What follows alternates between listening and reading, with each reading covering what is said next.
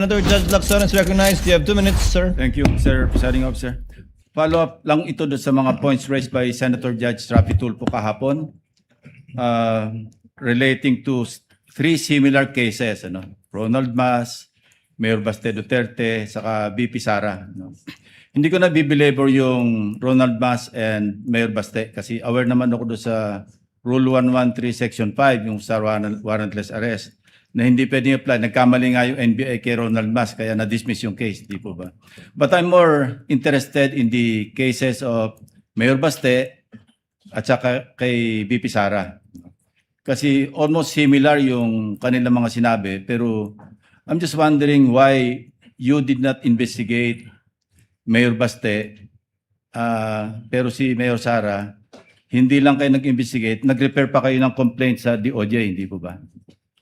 Yun po yung amin pong ginawang investigasyon ay doon na po sa threat na sinasabi namin na pangkalawakan. Yung dito po kay Mayor Baste, kaya hindi po natin na inimbestigahan, isinasama po namin dito sa task force na ito to come out with the report eventually. But we have coordination also po with other agencies. Yes. So walang ongoing law enforcement investigation against Mayor Baste? Kasama po dito sa ano po namin sa special task force po.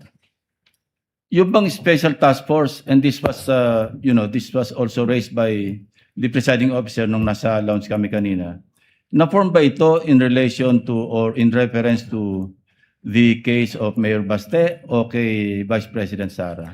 Yung pong trigger point na nangyari dito ay yung pong kay Mayor Baste po. But prior to that, we are continually monitoring the threat. Kasama po sa aming pag-uusap yan. In fact, yung pong aming reporting ng records as early as nung nag-assume po ako ng February, mga first week pa lang po ng March, kasama na po sa reporting yung mga threat assessment. But nung napansin po namin na itong rage rally na to can escalate to a bigger threat to the national security, dun po namin ipinasok ito. So mas ang ginamit nyo yung kay Mayor Baste as an open source kesa sa mag-file kayo ng criminal complaint against Mayor Baste? Ganun po yung naging process namin dito. But eventually, we have an agreement within us that if we can establish that the elements for grave threat will be there, we will be contemplating also on filing a grave threat and inciting to sedition as well. Pero halos pareho kaya iniisip ko, baka meron double standard. Bakit kayo nag-focus kay Vice President pero hindi nyo in-apply kay Mayor Baste? Halos pareho sinabi nila na maliwanag naman, bukod doon sa January 2026, na ulit pa ng April 12, di ba?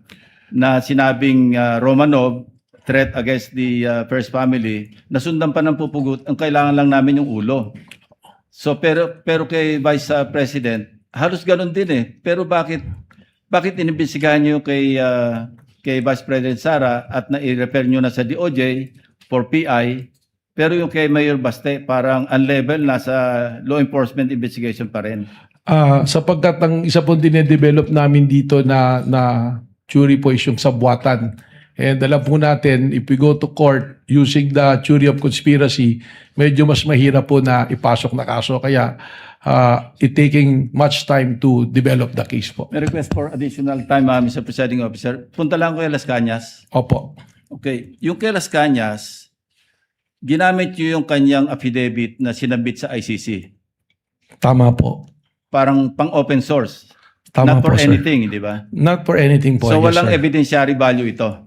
Yun po ay ang basehan namin, kaya po namin iprinisinta. Isa po sa naging basehan namin dun po sa, isa nga dun sa 5 standards po natin na pattern of violence po.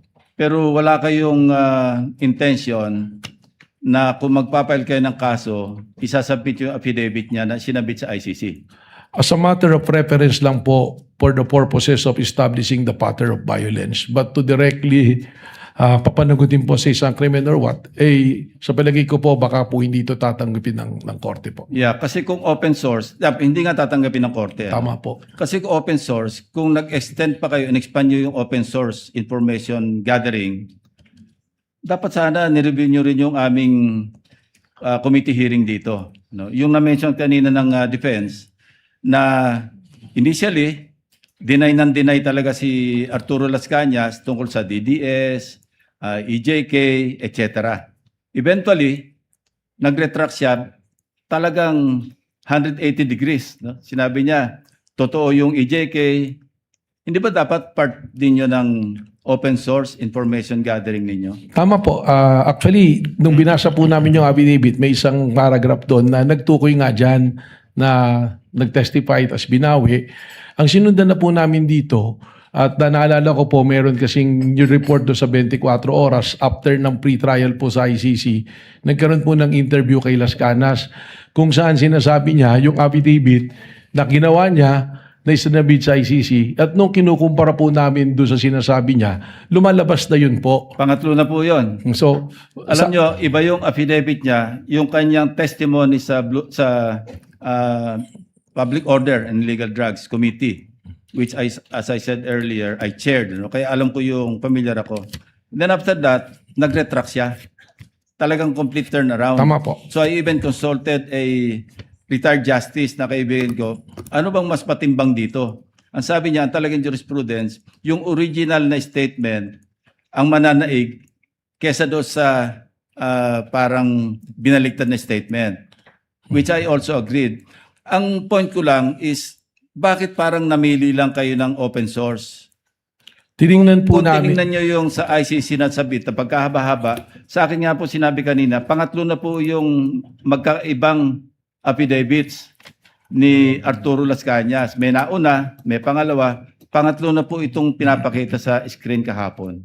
Tama po. And we are also aware dun sa pagbali-baliktad. But on the news that I was mentioning po, Your Honor, mismong sinabi niya, pipirmahan yung affidavit. At sinabi po niya, this is 186 pages. So, nang tinitingnan po namin, yung statement na yan, tumugma. At pangalawa, it's been the subject already of an ICC. It's being used as an evidence. At least there is a legitimate court that looking into it, which it was considered na ibig sabihin, tinanggap po ng isang lehitimo na korte po. Yeah, I'm not trying to put you on the spot. I'm just trying to be fair, ano? Opo. Kasi gusto ko talagang maliwanagan para pagdating ng takdang oras, alam ko yung aking boto. Tama Maraming po. salamat po. Salamat Thank po. you, Senator Judge Lacson. Mr. Witness, kahapon naitanong ko sa inyo yung kaso ni Ronel Mas. Ngayon, tatanong ko sa inyo, familiar ho ba kayo sa kaso ni Ronald Kibuyen, Maria Catherine Seron, and Joe Mark Ebcay? Narinig ko po sila. Ano po yung pagkakarinig mo sa kaso? Sila po ay inaresto ng PNP, CIDG. Yung isa po sa, I think it's an Osamis dahil meron siyang nagsabi na patayin si dating Pangulong Duterte at nag-offer ng 100 million na reward. Yung naman pong ubayan sa Boracay yata, may offer din. I'm not mistaken, 150 million po yata na reward. So, itong tatlo po, sa pagkakalam niyo, ano mga trabaho nito? Yung isa po, construction worker, hindi ko po maalala yung isang tao. Yung isa ay unemployed college graduate. Ayun. So, the reason why I asked that, kasi tulad ni Ronel Mas, isang teacher, at itong tatlo, mga ordinary mamayan, Opo. i-compare natin dun sa ginawa ni VP Sara at saka ni Mayor Baste sa ating Pangulo, pagbabanta almost the same yung nangyari. So, kamay na bakal ang pinairal. Kapag mga ordinaryong mahirap na mamayan, ang pinapairal ninyo dyan sa law enforcement. Pero kapag makapangyarihan ang mga tao, you treat them with kids' gloves. Why is that? Respectfully po, Your Honor, unang-una, I cannot speak to the behavior of the law enforcement at that time. But I agree with you na yung pag-aresto po sa kanila is warrantless arrest. That's the reason why na-dismiss po lahat ng kaso na yon. Yung sa ngayon naman po, yung mga pangyayari na ito, we go to the case build up and file a case katulad po nung nangyari kay Vice Presidente, meron pong nakapending ngayon na kaso. At kung ito po ay may file sa korte, that is the time that the court will issue a warrant of arrest. So meron po tayong prosesong sinusunod po. Mali nga yung pagka-aresto. Actually, warrantless arrest yung nangyari noon. Pero meron bang nag-utos why it was done by the law enforcement people at that time? And what's the difference between the law enforcement back then and the law enforcement people now? Well, I can only speak po for my bureau na NBI. We are making sure that we are following the process and the law. In any case, wala pong malaki o maliit na kaso. Ang tinitingnan po lagi natin dito ay ang ebidensya, ang batas at ang prosesong dapat pong sundin. Okay. I'll give you an example. Halimbawa, yung nangyari ngayon, na pagbabanta sa ating Pangulo. Nangyari noon sa panahon ni Pangulong Duterte at nagbanta si Leni Robredo. Halimbawa lang, of course, Leni Robredo would not do that kasi I know, wala sa karakter niya. Nagbanta si Leni Robredo kay Pangulong Duterte at matindi yung outburst niya at pagbabanta. At ganun din naggagawa ng follow-up ang kanyang anak. What would have happened? Sa tingin niyo ba, possible na merong gagawang pag-aaresto si PRD tulad ng ginawang pag-aaresto doon sa mga teachers, sa teacher, construction worker, at unemployed college graduate? Well, respectfully, it's calling for an opinion but siguro meron po akong pwedeng pagbasihan. Base na rin po sa inyong sinasabi na construction worker, teacher, ay inaresto dahil sa banta. Posible po. May possibility na baka arestuhin po kaagad ang Vice Presidente noon. Thank you, Mr. Witness.